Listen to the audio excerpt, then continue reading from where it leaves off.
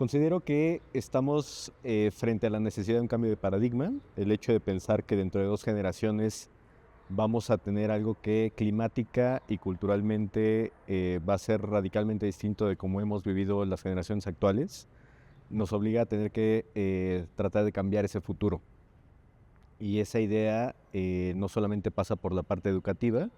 sino también de repensar cuáles son esos espacios de la sociedad, del pensamiento y de las ideas que pueden girar ese camino como para poder hacer mucho más efectiva nuestra sobrevivencia como especie. No es fácil pensar en cómo los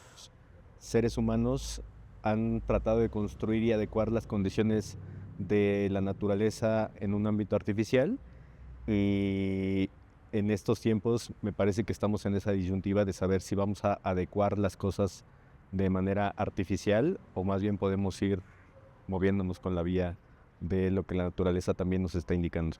Actualmente yo estoy dividiendo mi práctica profesional entre la parte educativa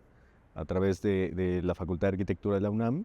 y por otro lado la práctica profesional y de divulgación y difusión de la cultura arquitectónica. Me parece que la parte más sensible y la más eh, necesaria es cómo podemos incidir en ese cambio desde la estructura educativa, desde el sistema de pensamiento, para poder incluso atrevernos a repensar la disciplina. Creo que la arquitectura, como lo estamos pensando al día de hoy, está funcionando con conceptos, con paradigmas, con modelos que estaban instalados en un sistema de pensamiento moderno y, eh, y hoy probablemente tengamos que empezar a sentar las bases de algo que ya estamos viviendo como transición, pero que probablemente tenga que tener cambios mucho más a largo plazo. Iván Illich habla en alguno de sus textos sobre la energía y la equidad. Me parece que uno de las apuestas que él estaba haciendo ya en los años 70, desde un pensamiento completamente anarquista, era atrevernos a pensar las lógicas de lo que la naturaleza está permitiendo, no desde el ámbito productivista, sino desde un ámbito mucho más cercano a la construcción de un sistema en donde todos y todas compartamos el mismo espacio. Y él remitía al hecho de pensar que la energía y la manera en cómo hemos construido ese pensamiento tiene que ver con otras lógicas que no pasan por el sentido productivo. Entonces el hecho de pensar que el clima eh, es parte de una condición cultural probablemente no tendría que entenderse como algo a donde tendríamos que eh, atacar, o un lugar o un espacio que tenemos que atacar, adecuar, sino simplemente pensar de qué manera eso también puede transformar la cultura contemporánea. Estamos frente a un cambio o frente a una crisis que tiene que obligarnos a pensar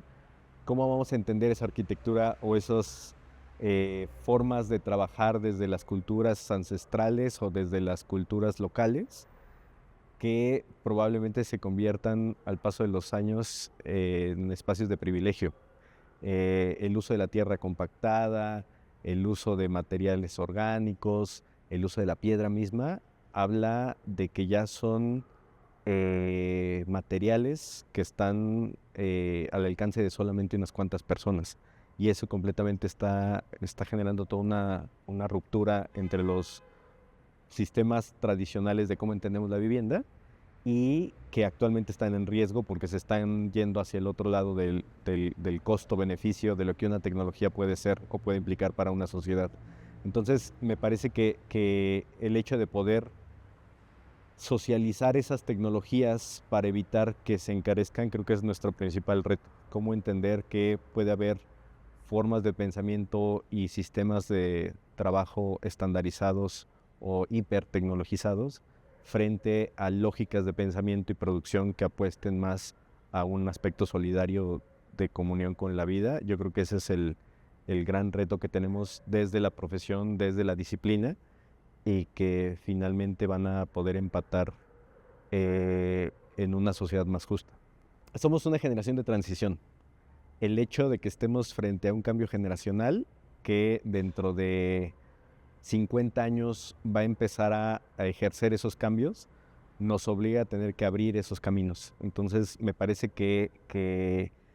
la apuesta no tendría que ser concentrarnos en el momento actual y sus crisis, sino saber cómo podemos abrir esos caminos para poder generar otras formas de pensamiento que no tengan que ver necesariamente con esta lógica del cambio climático, sino saber o estar atentos y atentas a cómo la naturaleza nos empieza a dar señales para poder hacernos con ella, ¿no? Creo que ese es el gran reto y eso implica probablemente romper con las ideas de corrientes arquitectónicas, cuando en realidad van a ser sistemas mucho más amplios que hablen de modelos de pensamiento distintos.